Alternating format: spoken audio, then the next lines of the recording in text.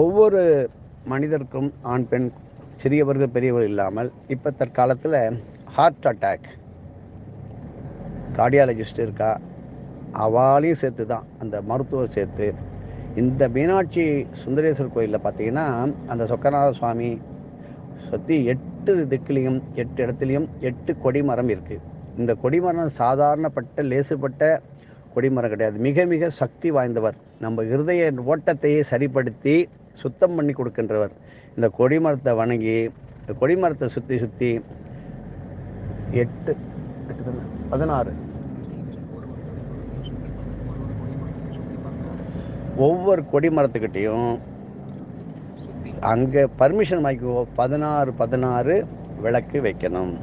வச்சு அதை மட்டும் ஒரு தடவை செஞ்சாச்சுன்னா போகிறோம், உங்கள் தலைமுறைக்கு யாருக்கும் ஹார்ட் அட்டாக் பிரச்சனை வராது.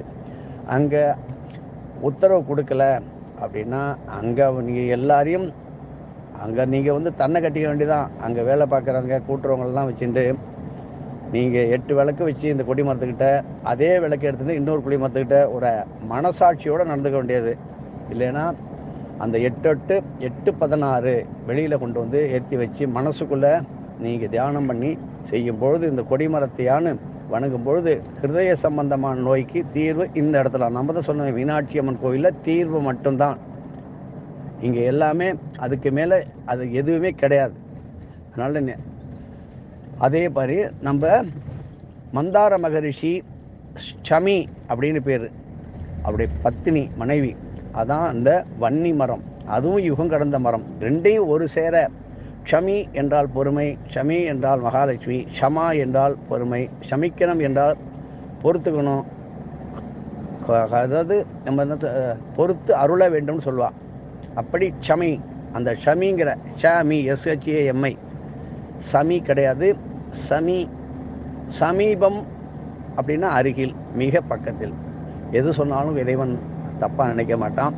நீங்கள் எல்லாருக்கும் சொல்லும் பொழுது இந்த மரத்தை வணங்குவதும் அதற்கு நல்ல புது வஸ்திரங்களை கட்டுவதும் அதீதமான கைமேல் குபேர லட்சுமி கடாட்சி கிடைக்கின்ற அற்புதமான மீனாட்சி அம்மன் திருக்கோயிலை வணங்குகள். வந்தி பாட்டி என்னத்தை வணங்கினீங்க, இப்போ எல்லா பாட்டியும் அங்கே இருக்காங்க, அதெல்லாம் பார்ப்போம். பாட்டி என்றால் வயதானவர் அல்ல, நமக்கு மேல் ஒரு நிமிடம் மூத்தவளாக இருந்தாலும் பாட்டியாக இருப்பாள். அதனால் வயதானவர்கள் அல்ல, பெரியவர்களான அல்ல, இறைவனுடைய சக்தி படைத்தவர்களே எல்லாவற்றிலும் மூத்தவள். அதான் மூத்த தேவி, அதான் மூதேவி என்று சொல்லக்கூடாது. அதனால் இங்கே வந்து வணங்கும் போது எல்லாவற்றிற்கும் தீர்வு கிடைக்கின்ற ஒரே இடம் மீனாட்சி அம்மனுடைய திருக்கோயில் மதுரையே.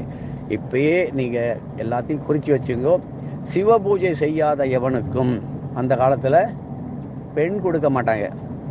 சிவபூஜை செஞ்சால் தான் திருமணம் பண்ணணும். இது மீனாட்சி கல்யாண திருமண வைபவத்தில் ஒன்று உண்டு. சிவபூஜை செய்யாமல் கல்யாணத்தை பண்ணிட்டு அப்புறமா கோயிலுக்கு போகலான்னு பெரியவங்களாம் இப்போ சொல்லி கொடுக்குறாங்க. அவங்க பெரியவர்கள்லாம் கிடையாது, அறியாதவர்கள். அதனால் சிவபூஜை செஞ்சுட்டே இருக்கும்போது அந்த பூஜையானது மீனாட்சி திருக்கல்யாணத்தில் சிவபூஜை எப்படி நடந்தது என்பதும் ஒவ்வொரு இடத்தில் காட்டப்படும். அதனால் சிவபூஜை இப்பொழுது செய்யுங்க. கல்யாணமாக வேண்டிய பெண்கள், ஆண்கள், நிச்சயதார்த்த ஆனவங்கள்லாம் சிவபூஜையை இப்பொழுதே பெரியவர்கள், அவருடைய பெற்றோர்கள் சொல்லிக் கொடுக்க வேண்டியது அவர்களுடைய கடமையாகும். எதுவும் என்னுடையதெல்லாம் அனைத்து உடையதே அருளாளா அருணாச்சலம்.